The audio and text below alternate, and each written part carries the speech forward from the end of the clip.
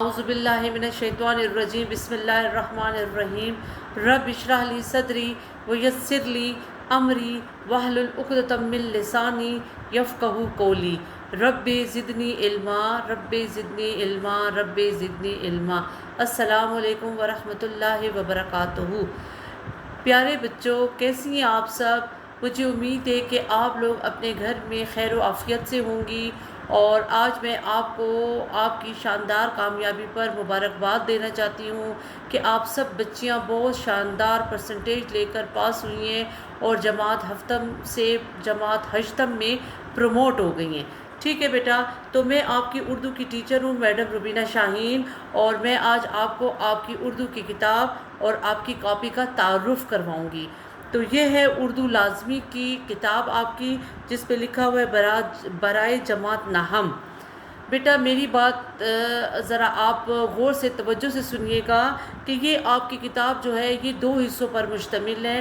ایک جو ہے وہ اس کا کچھ حصہ آپ جماعت ہشتم میں پڑھیں گی اور کچھ حصہ جو ہے وہ جماعت نہم میں پڑھیں گی۔ تو آج جو ہم لوگ ڈسکشن کریں گے وہ آج ہم لوگ جماعت ہشتم کے حصے کی کریں گے۔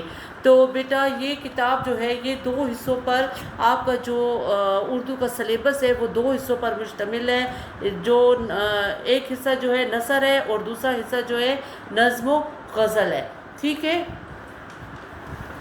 اچھا جی، حصہ نثر میں جب ہم آتے ہیں تو حصہ نثر میں کیا ہے؟ آپ کا پہلا سبق ہے جماعت ہشتم میں اخلاق نبی، اور دوسرا سبق ہے اسلام میں گداگری کی مذمت۔ اخلاق نبی کو لکھنے والے ہیں مولانا شبلی نعمانی، اور اسلام میں گداگری کی مذمت کو لکھنے والے ہیں مولانا الطاف حسین حالی۔ ٹھیک ہے، اب آ جاتے ہیں ہم لوگ حصہ شاعری کی طرف۔ حصہ شاعری میں کیا ہے؟ حصہ نظم میں آپ نے حمد پڑھنی ہے، جس کو لکھنے والے شاعر ہیں الطاف حسین حالی، اور دوسرے حصہ جو ہے وہ ہے حصہ غزل میر تقی میر۔ ان کی 2 غزلیں ہیں اور یہ 2 غزلیں ہم لوگ اس کی تشریح پڑھیں گے۔ یہ تو ہو گئی آپ کی اردو لازمی کی آپ کا چھوٹا سا ایک تعارف۔ جب ہم ساتھ ساتھ پڑھتے رہ جائیں گے تو آپ کو ساتھ ساتھ میں گائیڈ کرتی رہوں گی۔ اب آ جاتے ہیں ہم لوگ آپ کی نوٹ بک کی طرف۔ ٹھیک ہے بیٹا، یہ آپ کی نوٹ بک ہے۔ سب سے پہلے آپ نے پیارا سا اس کے اوپر پلاسٹک شیٹ چڑھا کے اور خوبصورت اور پیارے طریقے سے اپنا سیریل نمبر، نام، کلاس، سیکشن اور سبجیکٹ آپ نے مینشن کرنا ہے۔ اردو اے کی کاپی پہ اردو اے لکھنا ہے، اور اسی طرح دوسری کاپی ہوگی اس پہ آپ نے اردو بی لکھنا ہے۔ ٹھیک ہے، جب ہم لوگ کاپی کو اوپن کرتے ہیں تو یہ آپ کو کارڈ کور نظر آتا ہے۔ اس کے اوپر آپ لکھیں گی سیریل نمبر، نام، جماعت، مضمون، برانچ اور معلمہ کا نام۔ جیسے کہ میں 8F کی کلاس ٹیچر بھی ہوں اور اردو ٹیچر بھی ہوں، تو یہاں پہ میرا نام آئے گا میعاد اول میں اول، اور جو باقی سیکشنز کی بچیاں ہیں وہ اپنی اردو کی ٹیچر کا نام لکھیں گی۔ ٹھیک ہے، اچھا جی، اب دیکھیں آپ کا فہرست اسباق برائے میعاد اول 2021۔ ٹھیک ہے، جماعت ہشتم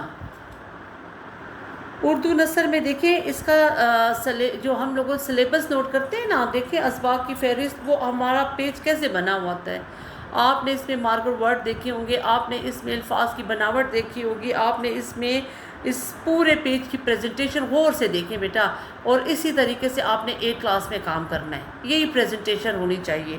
ٹھیک ہے، اخلاق نبی ایک سبق نمبر 1، سبق نمبر 2 اسلام میں گداگری کی مذمت۔ اب آ جاتا ہے حصہ شاعری میں ہم آتے ہیں حصہ نظم، ہم مولانا الطاف حسین حالی۔ حصہ غزل میں ہیں 2 غزلیات ہماری، غزل نمبر 1 اور غزل نمبر 2 میر تقی میر نے یہ لکھی ہوئی ہے۔ ٹھیک ہے، اب آ جاتے ہیں ہم لوگ اردو گرامر کی طرف۔ ٹھیک ہے، جو کہ اس میں مضامین ہیں، 3 مضامین ہیں: استاد کا احترام، تعلیم نسواں اور ورزش کے فائدے۔ نیکسٹ آ جاتا ہے ہماری کہانیوں کا پورشن: جیسا کرو گے ویسا بھرو گے، لالچ بری بلا ہے۔ لالچ بری بلا کے سامنے میں نے عنوان لکھا ہوا ہے 3 دوست، لیکن جیسا کرو گے ویسا بھرو گے. آگے میں نے عنوان نہیں لکھا تو آپ نے بھی نہیں لکھنا, ٹھیک ہے بیٹا. اور یہ یاد رہے کہ آپ کو جو عنوان اسکول والوں کی طرف سے ملے گا آپ نے اسی عنوان پر وہی کہانی لکھنی جو وہ آپ کو بتائیں گے. اپنی طرف سے یا نیٹ سے سرچ کر کے کوئی کہانی نہیں لکھنی. اچھا, خطوط میں شامل ہے خط نمبر 1 چچا کے نام تحفے کے شکریہ کا خط, اور خط نمبر 2 دوست کے نام امتحان میں ناکامی پر دلجوئی کا خط. پھر آ جاتی ہیں درخواستیں. پہلی درخواست ہے پرنسپل صاحبہ کے نام کرداری سرٹیفکیٹ کے حصول کے لیے درخواست, اور نمبر 2 چیئرمین بلدیہ کے نام محلے کی صفائی کے لیے درخواست.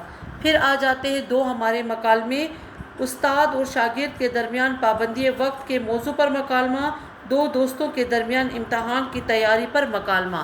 پھر آ جاتا ہے سب سے آخر میں ہمارا تفہیم. چونکہ تفہیم جو ہے بیٹا یہ جرنل آتا ہے اور اس کو کہیں سے بھی آپ کو دے دیں, لیکن جب آپ کو اس کے کرنے کا طریقہ آئے گا تو آپ اس کو بہتر طریقے سے کر سکیں گے. تو یہ ہے ہمارا پورا سلیبس. بیٹا اپنا سبق اسٹارٹ کرنے سے پہلے میں آپ کو پھر ایک دفعہ بتاؤں گی کہ اپنی فہرست میں سے اخلاق نبی اور اسلام میں گدھا گری کی مذمت مارک کر لے, اور اس کے ساتھ ساتھ جو ہے وہ حصہ نظم میں حمد اور غزلیات میں میر تقی میر کی دونوں غزلیں شامل ہیں. یہ آپ نے تو میں نے آپ کو مارک کروا دی تھی نا. اچھا, یہ یاد رہے بیٹا ایک اور بات ضروری میں سمجھوں گی کہ آپ کو میں بتاؤں, جماعت ہفتم کے پیپر کی چیکنگ میں اور جماعت ہشتم کے پیپر کی چیکنگ میں بہت فرق ہے. جماعت ہشتم کے پیپر بالکل بورڈ کے طریقے سے چیک کیے جاتے ہیں, ہر ایک پوائنٹ کا نمبر ہوتا ہے اور ایک پوائنٹ پہ وہ لوگ نمبر کاٹتے ہیں.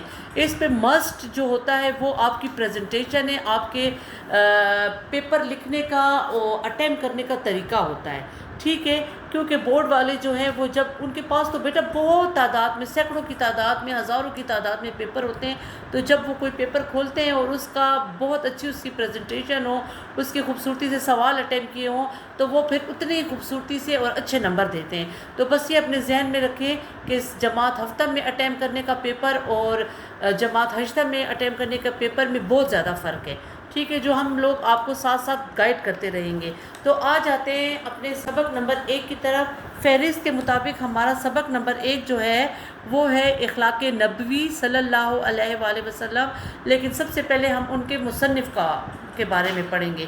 اچھا بیٹا, جتنا ہم لوگ مولانا شبلی نعمانی کے بارے میں اس پیج پہ پڑھیں گے نا, جتنی ان کی حالات زندگی, اس کا ہر جملہ معروضی سوال ہے, ہر جملہ, اور آپ اس کو ہر جملے کو معروضی سوال کی صورت میں یاد کریں گی.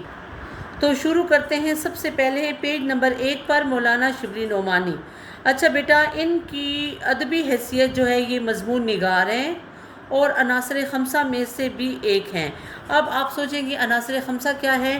عناصر خمسہ وہ 5 لوگ ہیں جنہوں نے اردو کو بہت ترقی دی, جنہوں نے اردو کی اصطلاح میں بہت زیادہ کام کیا, اور آج جو اردو ہمارے سامنے ایک بہترین اور ایک مضبوط زبان کی شکل میں موجود ہے, تو یہ ان کی کاوشوں کی وجہ سے ہے.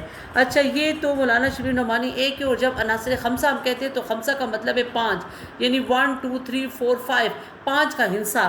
تو یہ 5 تو ایک مولانا شبلی نعمانی ہو گئے, اور باقی 4 کون ہیں اپنے پاس نوٹ کریں.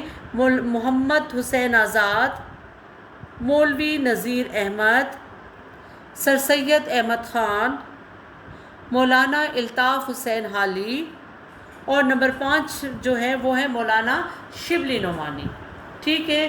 تو یہ جب ہم لوگ کام شروع کریں گے نا تو ہم لوگ پھر پہلا پیج جو ہے وہ عناصر خمسہ کا بھی بنائیں گے, وہ میں پھر آپ کو طریقہ بتاؤں گی. تو اپنی ریڈنگ کی طرف آتے ہیں. اپنے ہاتھ میں پینسل پکڑیں, ہر ایک ورڈ جو ہے اس کو انڈر لائن کریں, اس کے معنی لکھیں, اور پھر آپ کو میں ہوم ورک دوں گی, آپ نے اس کے معروضی سوالات بنانے, ٹھیک ہے.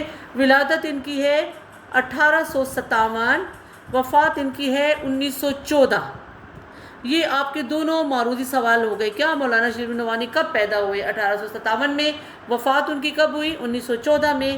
اب کیا کہتے ہیں آگے؟ مولانا شبلی نعمانی یو پی کے ضلع اعظم گڑھ کے ایک قصبے بندھول میں پیدا ہوئے. اب اتر پردیش کون سی جگہ ہے؟ ہندوستان میں ایک جگہ ہے, اس کا نام ہے یو پی, یعنی اس کا یو پی کا مطلب کیا ہے؟ اتر پردیش. اتر پردیش کا کیا مطلب ہے؟ جہاں پر ہندوؤں کی اکثریت ہے، جہاں پہ ہندو زیادہ تعداد میں رہتے ہیں، تو ضلع اعظم گڑھ کے قصبے بندھول میں پیدا ہوئے۔ یہ پورا آپ کا ایک معروضی سوال ہو گیا۔ ان کے والد کا کیا نام ہے؟ شیخ حبیب اللہ۔ انہوں نے ابتدائی تعلیم اپنے قصبے میں پائی۔ منطق و فلسفہ یہ وہ علم ہے جو دلائل کے ساتھ آگے پیش کیا جاتا ہے۔ طبیعت و ریاضی کی تعلیم، طبیعت مین کیمسٹری، فزکس، بایو وغیرہ، اور سائنس سبجیکٹ نا، اور ریاضی کہتے ہیں میتھس کو۔ اس کی تعلیم کہاں حاصل کی؟ غازی پور میں۔ اور فقہ کی تعلیم، فقہ کس کو کہتے ہیں؟ دین اسلام کا ایک خاص علم، رامپور میں۔ اور علم الحدیث کی تعلیم کہاں حاصل کی؟ سہارنپور میں۔ تو بیٹا یہ 2 ہاف لائن میں دیکھیں آپ کے 5 معروضی سوال بن گئے۔ پہلا ہے مولانا شبلی نعمانی کہاں پیدا ہوئے؟ یو پی کے ضلع اعظم گڑھ کے ایک قصبہ بندھول میں۔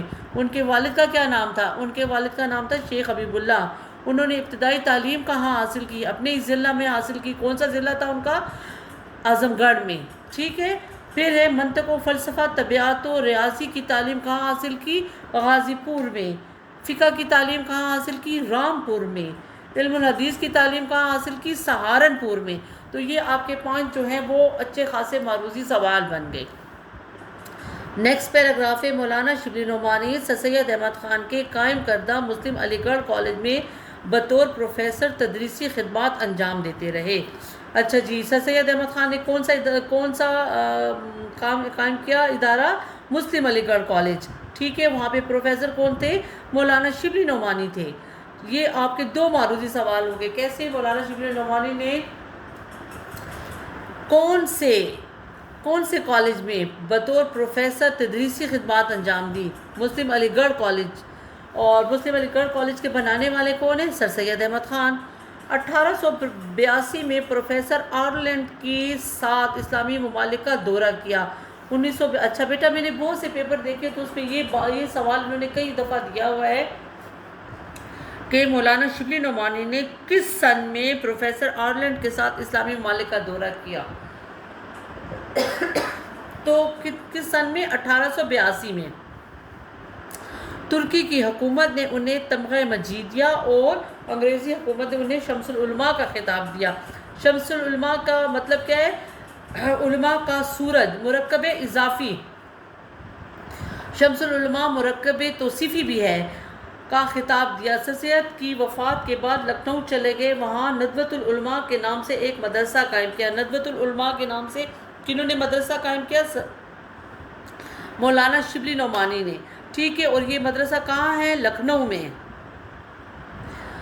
اعظم گڑھ کے مقام پر دارالمصنفین کے نام سے ایک اعلیٰ درجے کا علمی اور تحقیقی ادارہ قائم کیا جو آج تک علم و ادب کی خدمات انجام دے رہا ہے۔ اچھا یہ دیکھیں اب معروضی سوال بہت امپورٹنٹ ہے۔ اعظم گڑھ کے مقام پر علم اور تحقیقی ادارہ قائم ہے، وہ کون سا ادارہ ہے جو مولانا شبلی نعمانی نے قائم کیا ہے؟ وہ ہے دارالمصنفین، جو آج تک علم و ادب کی خدمات انجام دے رہا ہے، ٹھیک ہے۔ اب اس میں آپ کے کتنے معروضی سوالات ہو سکتے ہیں؟ تو بیٹا یہاں پہ آج کی ڈیٹ مینشن کر لیں کہ ہم نے یہاں تک پڑھ لیا ہے۔ یہ 2 چھوٹے چھوٹے پیراگراف میں نے آپ کو پڑھائے ہیں، اس میں آپ کے کم از کم 10 معروضی سوالات بن سکتے ہیں۔ تو جب آپ اس کے معروضی سوالات بنائیں گی نا تو آپ کو یہ یاد کرنے میں بہت آسانی ہوگی۔ تو اس کے ساتھ میں آپ کو ایک چھوٹا سا آپ کا ہوم ورک دے دیتی ہوں۔ جتنا میں نے آپ کو یہ 2 پیراگراف میں پڑھایا اس کے چھوٹے چھوٹے معروضی سوال بنائیں اور مجھے اس کی اسکرین شاٹ جلد سے جلد بھیجیں، ٹھیک ہے۔ اس پہ میں آپ کو نمبر دوں گی، اور جتنے مشکل الفاظ جو ہیں جب یہ پوری حالات زندگی ہم پڑھ لیں گے تو میں آپ کو تمام الفاظ معنی اس کے لکھ کر آپ کو دوں گی، تو آپ اپنے پاس اسکرین شاٹ کی صورت میں رکھ لیں، ٹھیک ہے۔ اور رف کاپی پہ نوٹ کر لیں، یا آپ بک پہ لکھ سکتی ہیں، بک میں بھی لکھ لیں۔ تو میں نے تو بیٹا آپ لوگوں کے لیے کوشش کر رہی ہوں کہ آپ لوگ گھر بیٹھ کے بھی بہت اچھے طریقے سے پڑھ سکیں نا، تو میں کوشش کروں گی کہ نئے سے نئے طریقے لاؤں، آپ کو چھوٹے چھوٹے کویسچن دوں، چھوٹے چھوٹے سوالات دوں، اور اسی سوال کو اور اسی چھوٹے چھوٹے معروضی سوالوں کو آپ یاد کریں گی تو آپ کو یہ کویسچن جو ہے رٹنے کی ضرورت نہیں پڑے گی، آپ کو یہ اچھے طریقے سے سمجھ آ جائے گی۔ تو مجھے امید ہے بیٹا آپ کو میرے پڑھانے کی سمجھ آئی ہوگی۔ آپ معروضی سوالات بنائیں، آپ کی اسکرین شاٹ مجھے بھیجیں، میں چیک کروں گی اور آپ کو نمبر دوں گی۔ اگر کوئی بھی مسئلہ ہوتا ہے، کوئی بھی پریشانی ہوتی ہے تو آپ مجھے میرے نمبر پر کال کر سکتی ہیں، میں اینی ٹائم آپ کو مل سکتی ہوں۔ لیکن ایک بات یاد رکھیں کہ اگر تھوڑا آپ کو نمبر دینے میں دیر ہو جائے آپ کے ہوم ورک کو چیک کرنے میں، تو یہ مت سوچے کہ میں نے اس کو نظر انداز کر دیا ہے، میں اس کو چیک کروں گی، کسی بھی ٹائم چیک کروں گی اور اس کے ریمارکس آپ کو دے دوں گی، ٹھیک ہے؟ تو مجھے امید ہے کہ آپ بخوبی اپنے گھر میں پڑھیں گی، اس کو اچھے طریقے سے یاد کریں گی اور اس چیز کو روز کا روز یاد کریں گی۔ اب اجازت چاہتی ہوں، انشاءاللہ نیکسٹ ویڈیو کے ساتھ حاضر ہوں گی۔ والسلام۔